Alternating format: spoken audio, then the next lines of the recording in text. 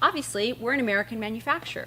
We engineer, design, and build all of our equipment right here. So tell us a little bit about what you do for Redline in R&D. So basically, I work with all of our products and equipment from phase one all the way to production.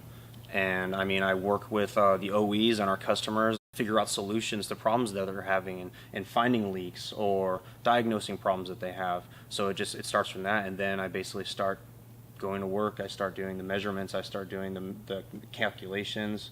I work on the structural design, the chassis, the pneumatic systems. I work with the electrical engineers, and we design PCBAs and boards and all the electronics. Everything. It's from start to finish. So That's you where I'm are at. the face of American manufacturing, and that is so awesome.